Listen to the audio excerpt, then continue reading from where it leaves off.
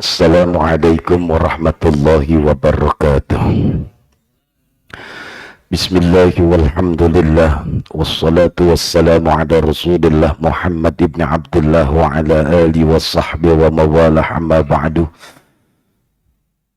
Yang saya hormati seluruh pengurus Dewan Kemakmuran Masjid, sahabat saya Ustaz Haji Triyono, dan bapak-bapak, ibu-ibu sekalian, jamaah sholat zuhur yang dirahmati Allah subhanahu wa ta'ala. Ketika Rasulullah selesai melakukan sholat Idul Fitri, malaikat Jibril turun dan berdoa. Yang berdoa malaikat Jibril, yang mengaminkan Rasulullah. Kalau malaikat Jibril yang berdoa, yang mengaminkan Rasulullah, potensi untuk diijabah oleh Allah teramat sangat besar. Ada 3 doa yang dipanjatkan oleh malaikat Jibril.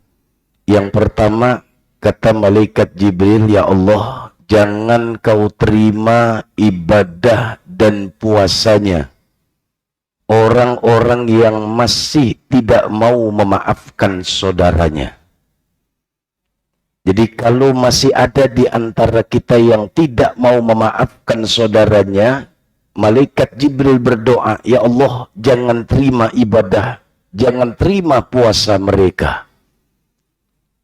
Bu, meminta maaf paling mudah, tapi memberi maaf ini yang paling sulit. Bapak Ibu sekalian, untungnya Baginda Nabi mengatakan begini, kata Baginda Nabi, idzal taqal muslimani, kalau ada 2 orang muslim bertemu, fayatasafahani, keduanya berjabatan tangan, faghfarallahu qabla an tafarraqa, maka Allah akan gugurkan dosanya sebelum mereka berpisah. Makanya banyak orang yang ketika selesai sholat, assalamualaikum warahmatullahi, assalamualaikum warahmatullah, mereka berjabatan tangan kiri kanan. Ini udah di luar konteks sholat. Selesai sholat mau jabatan tangan silahkan. Karena apa? Didasari dengan hadis Nabi, kalau ada 2 orang muslim bertemu, fayatasafahani, mereka berjabatan tangan, faghfarallahu qabla an tafarraqa, Allah akan gugurkan dosa keduanya sebelum mereka berpisah. Pak, Bu, ini yang paling susah. Kadang-kadang orang kalau sudah berbicara terkait dengan kesalahan orang lain, kadang-kadang suka menyimpan dan memendam perasaan. Kadang-kadang muncul kalimat, saya nggak akan maafkan dia 7 turunan. Masya Allah, saya ada 2 turunan tadi jalan dari sini. Dari sana turun lagi. Pak, turun sebelah kiri ada masjid. Oh iya. Gitu, karena biasa masuk depan, masuk dari belakang. Iya, lewat Telkom muter dulu kan gitu. Ya udah, karena saya naik motor. Iya. Masya Allah. Memang kadang-kadang nih kalau kita apalagi udah urusan marah sama saudara, lebih panjang dibandingkan marah dengan orang lain. Pak, Bu, emang kalau sama saudara agak beda nih. Beda. Nih, kalau kita sama saudara begini, kalau kita rutin ngasih saudara tiap bulan, itu jadi arepan. Bapak ngasih rutin saudaranya tiap bulan, jadi arepan udah. Nggak ngasih aja sebulan, ditanyain, tumben bang, nggak ngasih. Tuh. Kita ngasih banyak, nggak ada, ngasih dikit, jadi omongan. Kurang juga, omongan juga, tumben bang. JKM masjid, iya, ngasihnya segini tuh. Tiap bulan ngasih 100, ngasih 75, jadi omongan. Ini kurang 25 nih bang. Iya, bulan besok tambahin ya. Tambahin. Tapi itulah dinamikanya. Makanya Nabi mengatakan, la yadkhulul jannata qati'un, tidak akan pernah masuk surga orang yang memutus tali silaturahim. Semarah apapun kita, sekesal apapun kita, jangan sampai memutus tali silaturahim di antara kita. Kalau memang bisa kita maafkan mereka. Jangan sampai memendam perasaan sehingga terbawa sampai meninggal dunia. Jangan sampai. Ini doa pertama yang disampaikan oleh malaikat Jibril, ya Allah, jangan kau terima ibadah dan puasanya orang yang hari ini masih memutuskan tali silaturahim, tidak memaafkan sesamanya. Itu yang pertama. Yang kedua, malaikat Jibril berdoa, ya Allah, jangan terima ibadah dan puasanya istri yang durhaka kepada suaminya. Ini buat ibu-ibu nih. Ya Pak, memang ada hadis Nabi begini, kata hadis Nabi, ya, ummuka, ummuka, ummuka, ibumu, ibumu, ibumu. Ini menunjukkan kelebihan orang perempuan dibandingkan kita orang laki. Orang perempuan itu Pak, punya 3 kelebihan yang tidak dimiliki oleh kita orang laki. 1, orang perempuan tuh hamil. Kita biar katanya gendut, kagak bakalan lahirin. Yang kedua, orang perempuan bisa melahirkan. Yang ketiga, orang perempuan menyusui. Iya. Ini kelebihannya. Bukan berarti nanti munculnya hadis ummuka, ummuka, ummuka. Anak akhirnya taat kepada ibunya, tapi ngelawan sama bapaknya. Bukan yang dimaksud ini. Ini menunjukkan bahwa ibu itu punya potensi besar. 3 kebesaran yang dimiliki seorang wanita tidak dimiliki oleh seorang laki, tapi bentuk ketaatan kepada bapak dan ibu seimbang keduanya. Kadang-kadang kan beda Pak, anak kita lebih sayang sama ibunya daripada kita. Kadang kalau ibunya manggil, anaknya cepet banget, bapaknya manggil, cuek aja. Iya, kadang-kadang terjadi semacam itu. Padahal kenapa bukan semacam itu, Bu? Tanggung jawab kita ini, Pak, sebagai seorang suami besar dibandingkan tanggung jawab seorang istri.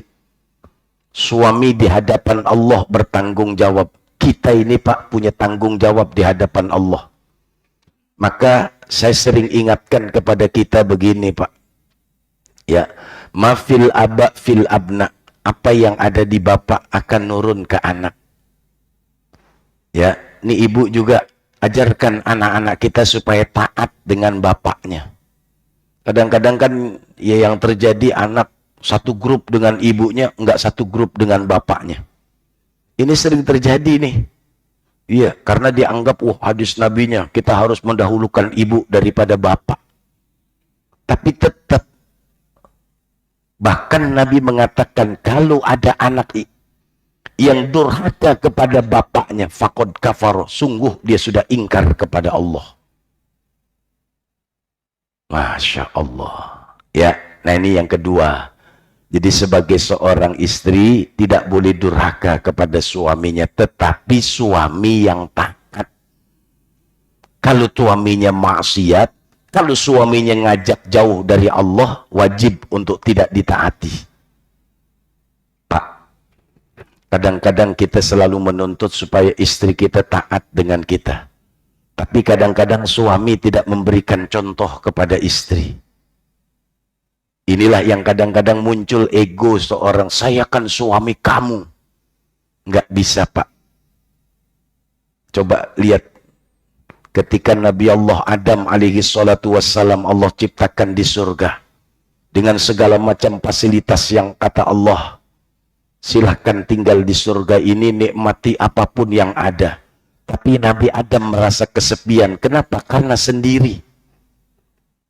Akhirnya Nabi Adam berdoa kepada Allah dalam surah An-Nisa, ya ayuhan nasu taqu rabbakumul ladzi khalaqakum min nafsi wahidah wa khalaqa minha zawjaha wa bassa minhuma rijalan katsiran wa nisaa.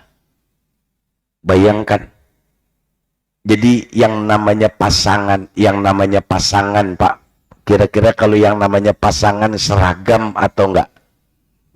Pak, yang namanya pasangan itu seragam atau enggak? Seragam atau enggak? Kira-kira Bapak nih kalau dapat pasangan, kira-kira celana doang apa baju? Apakah bentuknya baju sama dengan celana? Ataukah bentuknya celana sama dengan baju? Yang namanya pasangan itu bukan kesamaan, tapi melengkapi satu dengan yang lainnya. Contoh yang paling gampang, tangan itu ada kanan, ada kiri. Orang sering mengatakan dua pasang tangan. Tapi tangan ini adalah pasangan. Coba ketika nanti kita keluar dari masjid berjalan. Ketika tangan kanan ke depan, otomatis tangan kiri. Kenapa? Kalau yang dikatakan pasangan, harusnya yang namanya tangan kanan ke depan, harusnya tangan kiri ke depan. Namanya pasangan. Itu kalau masih pacaran. Ya kalau masih pacaran kan kemana aja berdua. Tapi kalau udah jadi suami istri, istrinya makan bakso, suaminya makan. Nah, itu namanya pasangan. Kan begitu Pak? Iya. Kaki kanan, kaki kiri. Ketika kanan melangkah, kiri mundur ke belakang. Nggak mungkin kata kaki kiri, bang, kita ini kan pasangan bang. Kalau jalan, ya bareng dong. Abang enak aja paling depan. Masa saya kaki kiri di belakangin? Oke, kita jalan bareng-bareng. Ntar kita jalan kaki kiri dengan kaki kanan bareng-bareng Pak. Serasinya hidup itu kan kayak begitu. Dulu masih kita pacaran mau kemana-mana bareng. Sekarang kundangan masing-masing. Udah mama berangkat duluan ya, ntar papa nyusul gitu.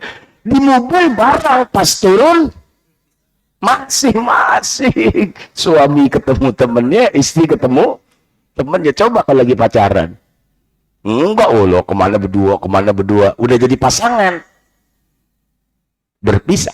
Artinya seorang suami dan istri itu adalah pasangan. Makanya diwajibkan seorang istri taat kepada suaminya.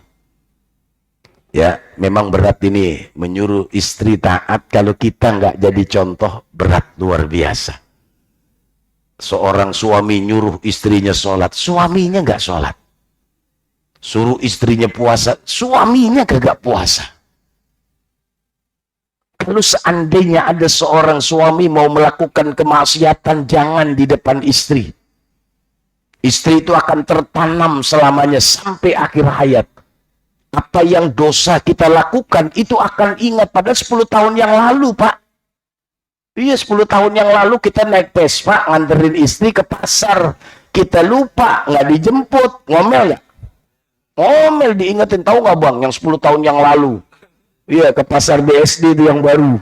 Iya, abang kan tinggal gitu. Diingat aja, dan kita lupa. Iya. Jadi yang kedua itu kata Nabi, kalau masih ada seorang istri yang durhaka, jangan berharap ibadah dan Ramadannya diterima oleh Allah. Yang ketiga kata Nabi, kalau masih ada orang yang durhaka dengan orang tuanya, jangan berharap Ramadannya akan sukses. Saya kalau cerita terkait dengan orang tua ini luar biasa. Hari ini Pak, kan gini, tidak semua orang bisa jadi orang tua. Tapi semua orang pasti anak. Kita ini pasti anak. Tapi belum tentu kita ini jadi orang tua. Tapi kita pasti anak. Pasti anak ini. Coba dah, bapak kerja yang rumahnya di Tangerang, yang rumahnya di Bekasi, yang rumahnya di Depok, ada yang rumahnya di Bogor. Kadang-kadang masuk Jakarta ini, sholat subuh di stasiun kereta api. Ya karena ada jamaah saya bilang, kamu sampai jam Jakarta, 6:30 udah sampai. Loh, naik kapan? Kita jam 3 udah bangun, jam 4 udah sampai stasiun, sholat subuh, langsung naik kereta pertama. Sampai di Jakarta jam 6, 6:30. Sampai di kantor istirahat dulu sebentar. Karena mulai masuk kerja jam 7, jam 7:30. Itu yang dilakukan oleh orang tua kita. Ini kalau cerita orang tua kita dulu. Jangan cerita hari ini kita ini. Ya, hari ini aja kalau kita cerita buat kita, Pak, kita capek, Pak. Bapak harus kerja. Berangkat pagi, pulang ntar malam. Kemacetan mulai hari ini sudah mulai terasa di Jakarta. Apakah anak-anak tahu, Pak, kita naik motor ke panasan? Anak-anak tahu kita pulang kehujanan? Apakah anak-anak tahu tangan kita ini kram karena naik motor? Apakah anak-anak tahu pas sampai rumah kita sedang masuk angin? Tapi ini semua kita lakonin cuman satu buat anak. Masya Allah. Dulu nih, stasiun kereta api Pasar Minggu, sebelum KRL seperti sekarang, kan banyak pedagang tuh. Zaman dulu, bukan sekarang. Kadang-kadang tuh, dia naik kereta dari Citayam, dari Bojong, bawa pikulan. Yang dijual kadang-kadang semangka, melon, lemelon atau aja berat. Dibawa 10, depan 5, belakang 5. Kadang-kadang sampai ke rumah saya itu di Mampang. Masya Allah, saya tanya, tinggal berapa Pak? Alhamdulillah nih Pak, tinggal 4, 2 depan, 2 di belakang. Bawa berapa Pak? Bawa 10. Berangkat dari jam berapa? Jam 7. Asar baru laku 6. Bayangin tuh Pak. Jalan kaki dari Pasar Minggu ke Mampang.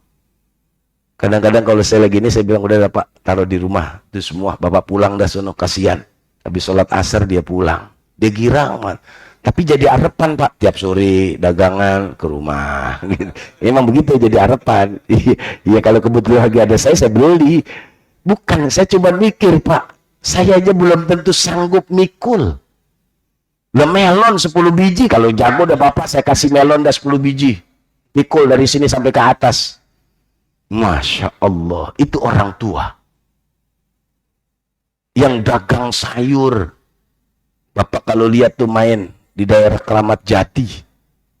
Kadang-kadang motor ditaruh karung, istrinya di atas. Dia di atas Pak, duduk udah gitu. Dagang sayur itu. Dia bawa beli dari Keramat Jati, langsung dagang. Atau Bapak main ke Pasar Minggu tuh, kalau udah menjelang waktu subuh, gerobak berjejer, tukang sayur. Didorong Pak dari Pasar Minggu, masuk ke Pejaten Barat, masuk ke Kalibata, sampai kadang-kadang sampai Mampang. Dorong gerobak sayur. Anaknya sedang terlelap tidur di rumah.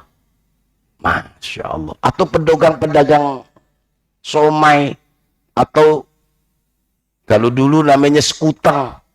Emang ada orang dagang sekutang pagi-pagi? Dagang sekutang itu dari maghrib isya sampai subuh dia dagang. Sekutang, teng teng teng teng teng teng teng teng. Kadang-kadang saya iseng, saya tanya, kalau tiap malam laku berapa Pak? Alhamdulillah kadang-kadang bisa 30. Dari 30 itu berapa Pak? Alhamdulillah bisa pegang 50. Bayangin, dari jam 8 malam sampai jam 2 pagi cuma 50.000. Yang dibawa sekutang sama kompor. Tukang bakso yang mikul, tukang somai itu yang dari Cikarang. Kalau itu bahasa saya sering iseng Pak, kalau tukang tanya, Bapak dari mana Pak? Somai, Cikarang ya? Iya Pak, gitu. Dagang somai naik motor ke Jakarta. Masya Allah. Kalau yang ditanya pasti buat anak. Nah, artinya gini, perjuangan orang tua itu luar biasa. Iya Pak. Contoh dah paling gampang begini. Anak kalau mau kawin, Bapak dah dulu waktu nikah, apa duitnya dari Bapak? Waktu nikah nih, kita mau nikah, kan kita ngelamar. Kira-kira yang bawain duit siapa itu? Orang tua. Bapak tahu nggak kalau orang tua lagi nggak punya duit? Kalau orang Betawi diukur tuh, udah dah kebon sono jual dah, bawain sono duit. Dibawain tuh duit. Ya kalau sekarang paling dikit 30 juta, cakepnya 50 juta. Emas paling sedikit 5 gram, yang cakep 10 gram. Kalau 20 bagusan lagi. Iya. Anak saya laki masih 3 nih. Saya lagi cerita keluhan saya aja nih Pak. Lah iya, anak saya laki 3-3-nya. Ya kan kalau laki kan kudu bawain duit. Minimal emas itu sekarang 1 gram itu 1 juta. Kalau 10 gram berapa? 10 juta, bawain duit 50 juta, 60 juta. Itu baru bawain duit, emang nggak bikin acara? Bikin Pak, kita bikin pesta. Ngundang banyak, duit cekak. Ngundang dikit, teman banyak. Iya. Kan kita bingung. Kita bikin undangan 500 kali 2 1000. Catering minimal 1000. Taruh sekarang paling kecil 100.000 udah catering. Udah berapa itu? Udah 100 juta. Sama duit yang tadi 60 udah 160 juta. Itu catering doang, belum gedung. Coba dah. Gedung berapa gedung? Paling murah goceng. Paling murah. Kalau kita mau ambil tempat-tempat yang mewah bisa 15 juta. Taruh paling murah 5 juta. Udah berapa itu? Iya. Udah hampir keluar duit 200 juta. Kan serba salah, Pak. Kita nggak ngundang banyak, temen banyak. Pada nanyain dah. Kamu kemarin ngawinin ya? Iya. Kok tumben nggak undang saya? Paling kita bilang mohon maaf dah. Saya lupa. Padahal emang dia nggak undang. Lah kan kita bingung, Pak. Bener. Lah sudah undangan 500. Iya, anak ambil 200. Sisa tinggal 300. Bini kita ngundang juga, pego. Kita tinggal pego. Satu RT 80 kakak. Udah diambil tuh, tinggal 70. Nah, teman kantor. Nah, yaudah. Makanya kadang-kadang sering orang tua itu mensiasati gimana nih supaya konsumsi dikit tapi bisa muat orang banyak. Bikin di Karang Taruna. Tempatnya sempit, gerah. Iya, masuk banyak orang, nggak ada yang makan. Pak, makan dulu, nggak ada keringetan. Iya. Iya. Lah saya kalau kondangan gitu ya, nggak jadi dah. Kuat tuh makanan. Iya, orang pasti itu gerah. Iya, kasih air putih aja yang banyak dah. Nggak haus. Iya. Coba kalau kita ngadain di gedung. Lah coba deh, Bapak kalau hadir di acara pesta di gedung, emang habis makan pulang? Kan enggak semuanya dicobain. Iya, pertama dimakan dulu nih, jajanan. Maksudnya itu kan ada somai, ada bakso, ada kambing guling, ada cupa-cupa apa gitu, supa-sup. Iya, maksudnya supaya milih. Kalau nggak demen bakso, bisa makan somai. Ini semuanya dikelilingin. Somai dimakan, bakso dimakan. Iya, makanya dibikin ini 100, ini 200, semua total digenapin jadi 1000. Maksudnya tuh orang bisa milih, nah semuanya makan. Iya, udah habis gitu masih makan nasi ngantri. Ya ilah, ya coba deh Pak. Bapak kalau bikin acara pesta perkawinan ada apa namanya itu hidangan-hidangan, kira-kira itu buat tamu atau yang pilihan? Pastikan pilihan. Ngomong kadang-kadang catering itu ada daging ayam, ada ikan, ada tempe, ada semuanya diambil. Maksudnya pilih. Bapak kalau nggak demen daging, ada telur. Kalau nggak telur, makan ikan. Nih telur diambil, daging diambil semuanya. Aduh. Lah kan logikanya begitu, Pak. Coba deh. Bapak yang pernah ngawinin, coba deh. Ya kan begitu. Udah telur jangan banyak-banyak, 1000 kebanyakan. Orang kan biar milih nih, nggak demen ini bisa makan telur. Enggak, semuanya diambil penuh. Wa ilaha illallah. Minuman berbagai macam bentuk diminum, udah kenyang baru pulang. Iya, makanya tempatnya nyari yang sempit, Pak. Iya, jadi orang pas masuk gerah pulang. Oh, gerah pulang. Kita undang 2000, nggak habis tuh. Iya, itu namanya ngakalin. Artinya inilah orang tua, Pak. Berat ini namanya jadi orang tua. Masya Allah. Makanya ada petua. Setahun itu tidak boleh 2 kali ngawinin. Kan begitu. Jangan setahun 2 kali pamali. Katanya begitu. Padahal bukan itu, Pak. Tekor. Lah sekali ngawinin 300 juta. Setahun 2 kali 600 juta. Hitung gaji kita nggak cukup. Iya. Itulah logika yang dipakai. Dalam bahasa kebiasaan, setahun tidak boleh 2 kali. Nah, tekor Pak, kalau sekarang kita ngawinin 2 kali, coba dah. Iya, ini luar biasa yang namanya orang tua. Selesai dia nikah, anak ngontrak, orang tua pikiran Pak, ya Allah, anak gua ngontrak 1,5 juta lagi. Berat banget dah. Kerja gajinya goceng, kontrakan 1,5 juta. Sisanya cuman 3,5 juta. Kalau masih berdua cukup dah. Kalau udah punya anak kan nambah.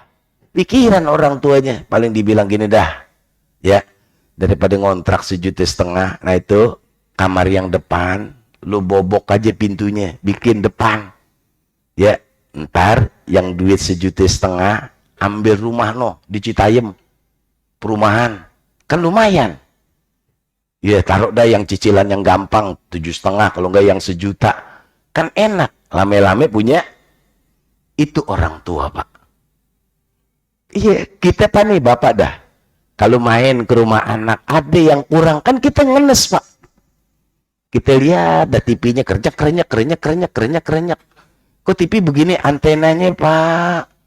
Lah bukan sekarang udah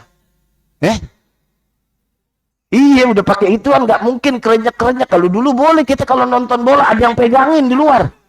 Ini pegangin terus. Nah, udah. Jangan bergerak. Nah, ini kan nonton juga. Iya, ke sekarang kan enggak, Pak. Bener yang namanya orang tua ngelihat kehidupan anak sedih, Pak. Biar kata kita nggak punya. Kadang kita ngomong sama istri kita, anak kita si Hanan ngapain? TV-nya masih 14 in. Itu di rumah kan ada TV itu 40, kasih dia dah. Biarin kita yang 14 in, nah kita udah berdua. Matanya udah pada lamur. Iya, ya hari kita nggak nonton juga. Dikasih itu anaknya yang udah sekarang smart TV yang bisa YouTube. Wah, ya. Orang tua, Pak, sama anak dia ingat ketika nih orang tua masak masakan enak dibawain anaknya, lu bawain sono si Anan dia ntar dimakan pakai apaan, bawain. Tapi belum tentu anak pikirannya sama sama orang tua. Ayo dah bapak, kira-kira lagi di rumah makan enak, ingat nggak orang tua kita? Ini yang masih ada, kalau nggak masih ada udah dah, jangan dibawain ke kuburan.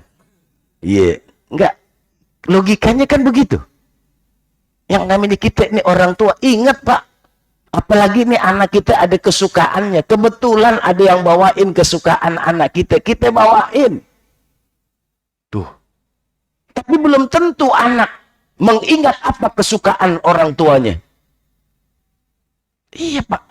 Saya ini jamaah saya banyak yang pada lansia, makanya jamaah-jamaah yang lansia itu selalu saya ajak jalan-jalan. Orang kalau udah tua, Pak, usia dari atas 60, 70, banyakin nikmat jalan-jalan. Ya bukan ngaji doang, ngaji ya nikmatin juga jalan-jalan. Yang demen mancing-mancing, tapi jangan kesetanan. Iya, sekedar buat ya ngilangin ini aja. Iya. Ya nyanyi-nyanyi, silakan aja. Tapi tetap ngaji mah ibadah. Nikmatin, Pak. Kadang-kadang saya ajak main ke Jogja. Iya. Dia senang udah gitu orang-orang tua. Main ke Jogja. Kemarin saya ajak ke Anyer. Dia ajak, udah suruh aja, Sat, nggak ngaji. Udah ngaji kan di rumah, di sini lu berenang sono. Jalan-jalan di pasir sono udah. Udah main bola kayak mau berenang kayak apa, nikmatin aja dah. Nikmat, Pak. Dia merasa girang, sehat. Kalau hidup kita selalu di rumah aja, Pak, cepet mati, sakit. Iya, jalan, nikmatin. Iya. Lah kalau nggak percaya Bapak di rumah aja dah, di rumah ya mati dah. Iya, kalau nggak mati disakit dah. Iya, tapi kan kalau di luar kan kita lihat pemandangan, Pak. Nikmat dah gitu. Ajak ke puncak dilihat, ya Allah, punan gede-gede. Nah di sini nggak ada pun gede. Ini pun gede banget kan gitu. Saya ajak ke Garut, ada punan yang nggak bisa dipeluk. Wah, ini pun apa? Wah, tahu dah. Yang penting ini punan gede banget. Iya, nikmat. Itu kebahagiaan yang tidak bisa terukir. Makanya kata Nabi, kalau masih ada anak yang durhaka dengan orang tuanya, jangan berharap ibadah dan Ramadannya akan sukses. Makanya Allah mengatakan, fala taqul lahuma uffin, jangan sekali-kali kau katakan sama orang tua. Jangan ngelawan, Pak.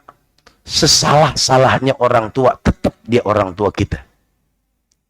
Iya, sedosa-dosanya orang tua pernah meninggalkan anak, tidak peduli kepada anaknya, tetap dia orang tua kita. Nabi Ibrahim bapaknya Azar, produsen berhala. Apa Nabi Ibrahim mencaci memaki? Enggak. Ketika Nabi Ibrahim disuruh dagang, jualan patung, berangkat Nabi Ibrahim. Tapi dia nggak lewatin perumahan, dia nggak lewatin perkampungan, dia main ke gurun, masuk langsung segala macam. Pergi bawa 2 patung, pulang bawa 2 patung. Abaknya tanya, nggak laku, nggak ada yang beli, Bak. Nah di padang pasir nggak ada orang. Besok dibawa lagi 2, balik lagi 2. Akhirnya bapaknya bilang, emang bukan tangan dagang. Lu nggak usah dagang dah. Dah di rumah aja. Iya, kalau kita kan kagak, Pak, ini jangan begini Pak nih. Bapak masuk neraka. Loh, bapaknya suruh masuk neraka. Iya, beda prinsip aja. Kadang-kadang anak itu suka istilahnya suka memasukkan orang tuanya ke neraka. Nggak bisa. Lihat Nabi Ibrahim. Dia katakan kepada bapaknya, Pak, bapak dengan kaumnya fi dhalalim mubin. Ini nggak benar, Pak. Iya. Itu Nabi Ibrahim. Luar biasa. Dia masih taat dengan orang tuanya. Makanya, kenapa sekarang ini kita tidak munculkan? Kalau hari ini masih ada orang tua kita, berikan yang terbaik. Ya duit kemarin ngawinin belum pulangin kita. Iya Pak, lah kadang-kadang yang bikin pesta bapaknya, pas dapat duit anaknya minta, kan saya yang kawin Pak. Emang lu nggak tahu nih gue perlu pinjem duit di kantor, kan perlu pulangin juga Pak. Artinya orang tua nggak minta kembalinya, nggak minta, cuman tetap orang tua cuman minta.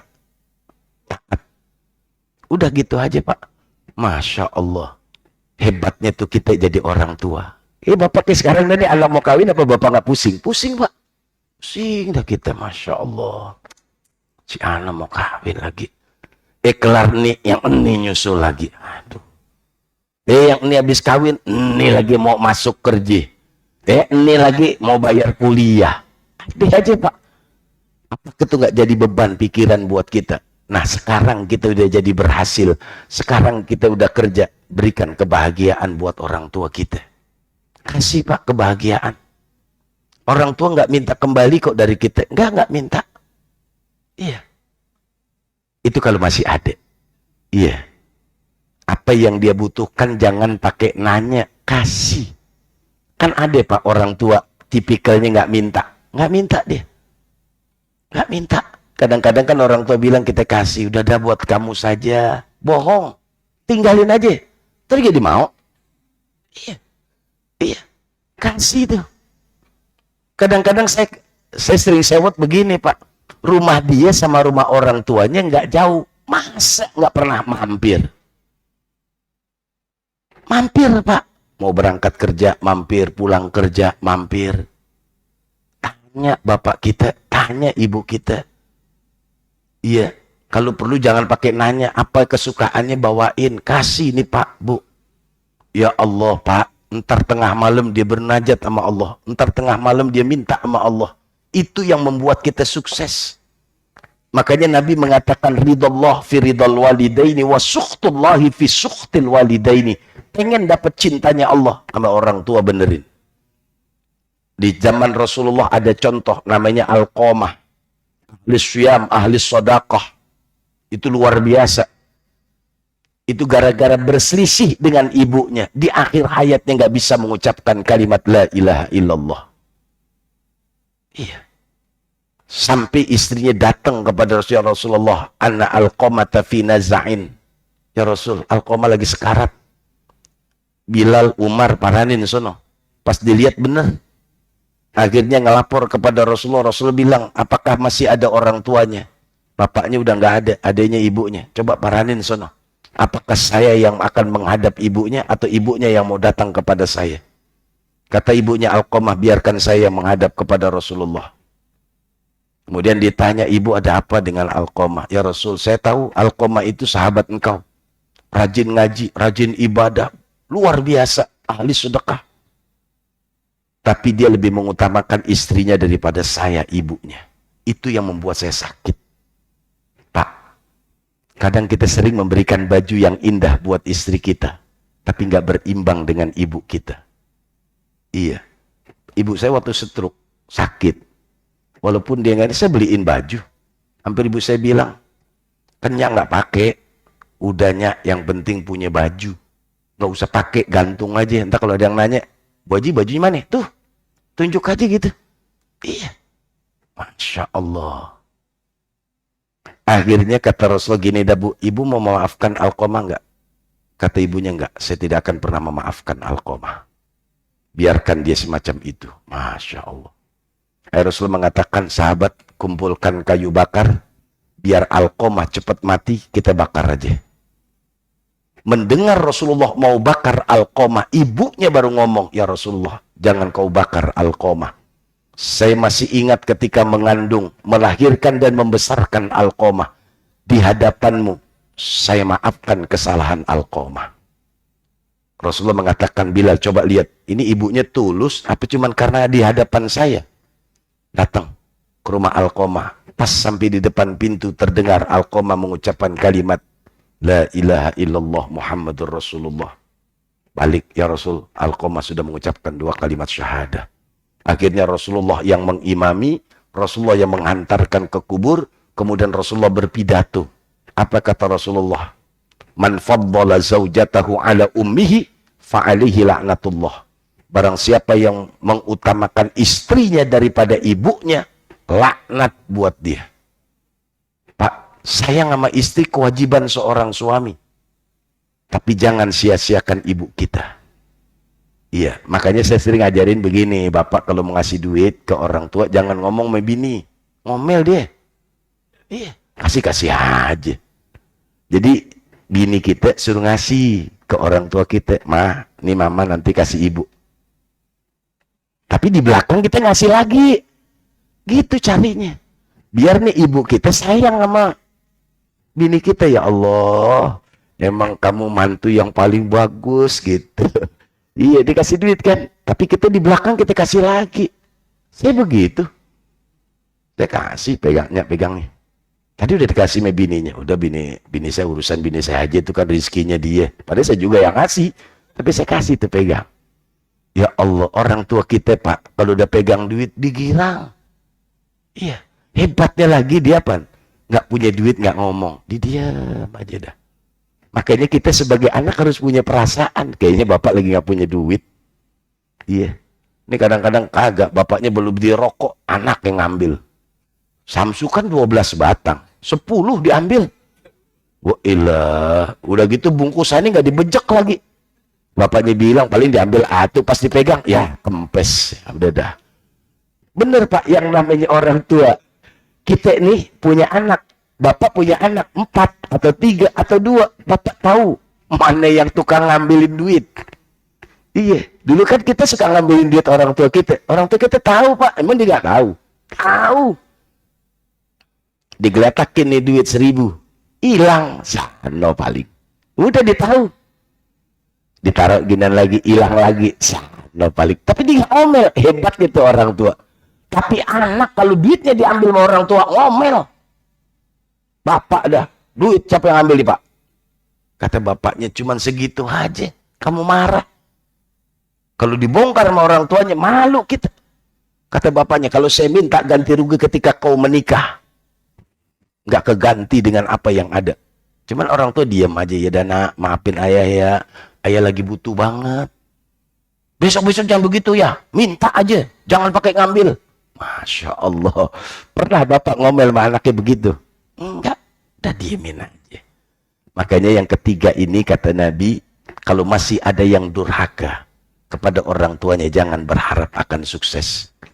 Nah, kalau orang tua udah kita nggak adik gimana? Doain.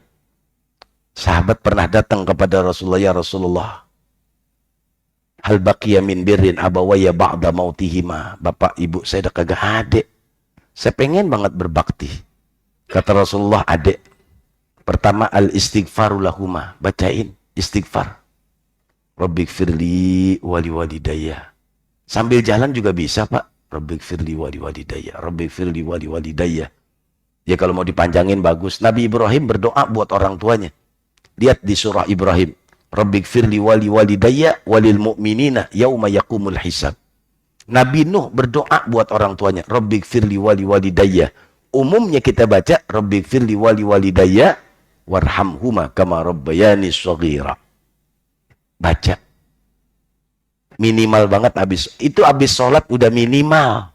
Yang bagus lagi jalan, ingat rabbighfirli wali walidayya. Ya. Nah, kemudian infadu ahdihima. Tunaikan keinginan-keinginan orang tua kita. Saya sering bilang begini, Bapak. Kalau misalnya orang tua kita meninggalkan warisan, sedangkan dia belum pergi haji, badalin hajinya. Badalin hajinya. Nanti kita buka bab tentang haji. Ada datang, ya Rasulullah, inna abi syaikhan kabira, bapak saya ini dah tua renta, la yastati wa yartahilah, kalau naik kendaraan dah kagak bisa lagi. Apa ahuju anhu, boleh nggak saya pergiin haji buat dia? Kata Nabi, boleh. Dainullah ahaqqu ayyuqdah, hutang kepada Allah segera dibayarin. Bayarin, Pak. Iya, kalau namanya kita sayang sama orang tua, kita kumpulin duit. Paling 10 juta, 11 juta badal haji. Kecil. Tapi orang tua kita di hadapan Allah selesai tanggung jawabnya. Itu namanya anak yang berbakti. Yang kedua, bikin amal jariah. Biar kata sejengkal, jadiin amal jariah. Jadi masjid, jadi taklim, jadi pondok pesantren, jadi jalan raya, sedekain. Itu hatta yaumil qiyamah. Seandainya kita lupa doain, ini yang akan mengalirkan setiap saat. Itu Pak, Masya Allah. Nanti Bapak akan merasakan keberkahan dalam hidup. Masya Allah. Ya, itu kalau yang udah nggak ada, orang tuanya udah jam 1, Bapak masih masuk harus kerja. Ya, nah makanya untuk hari ini, pertama, ya, jadilah orang-orang yang pandai memaafkan. Kalau kita punya salah, minta maaf. Yang kedua, sebagai seorang istri, jadilah istri yang berbakti sama suaminya. Yang ketiga, ayo Pak, bakti sama orang tua kita. Kalau dia masih hidup, minta ridhonya. Kalau dia sudah meninggal dunia, doakan dia. Insya Allah, kata Nabi, tarqud du'a li abawaihi yadikul aishi alal waladi. Kalau ada anak yang tidak berdoain orang tuanya, hidupnya keblangsak. Makanya doain orang tua kita, supaya hidup kita berkah. Al-Fatihah. A'udzubillahi minasyaitonirrajim. Bismillahirrahmanirrahim. Alhamdulillahi rabbil alamin arrahmanirrahim maliki yaumiddin. Iyyaka na'budu wa iyyaka nasta'in ihdinas siratal mustaqim siratal ladzina an'amta 'alaihim ghairil maghdubi 'alaihim waladdallin amin. Rabbana taqabbal minna innaka antas samiul 'alim wa tub 'alaina innaka antat tawwabur rahim.